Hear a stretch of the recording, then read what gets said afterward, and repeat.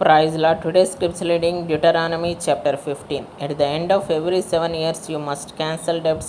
This is how it is to be done. Every creditor shall cancel any loan they have made to a fellow Israelites. They shall not require payment from anyone among their own people, because the Lord's time for cancelling debts has been proclaimed.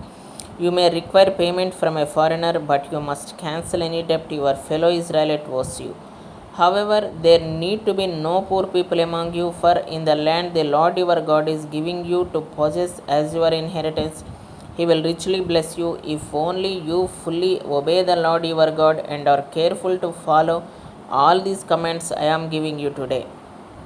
For the Lord your God will bless you as He has promised, and you will lend to many nations but will borrow from none. You will rule over many nations, but none will rule over you. If anyone is poor among your fellow Israelites in any of the towns of the land the Lord your God is giving you, do not be hard hearted or tight fisted toward them. Rather, be open handed and freely lend them whatever they need. Be careful not to harbor this wicked thought. The seventh year, the year for cancelling debts, is near, so that you do not show ill will toward the needy among your fellow Israelites and give them nothing. They may then appeal to the Lord against you, and you will be found guilty of sin. Give generously to them, and do so without a grudging heart. Then, because of this, the Lord your God will bless you in all your work and in everything you put your hand to.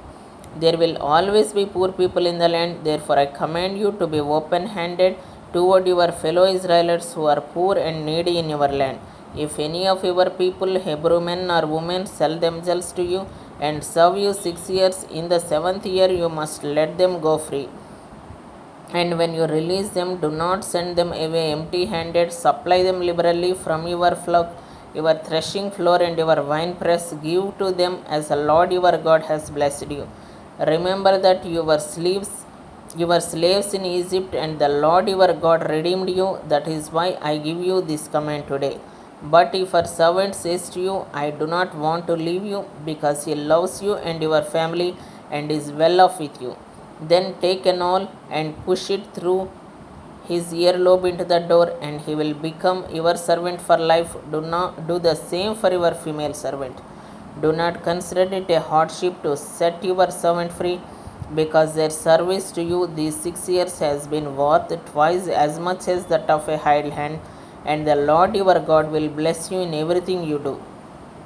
Set apart for the Lord your God every firstborn male of your heads and flocks. Do not put the firstborn of your crows to work, and do not share the firstborn of your sheep.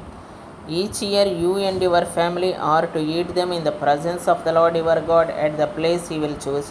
If an animal has a defect, is lame or blind, or has any serious flaw, you must not sacrifice it to the Lord your God. You are to eat it in your own towns. Both the ceremonially unclean and the clean may eat it, as if it were gazelle or deer. But you must not eat the blood. Pour it out on the ground like water. Amen.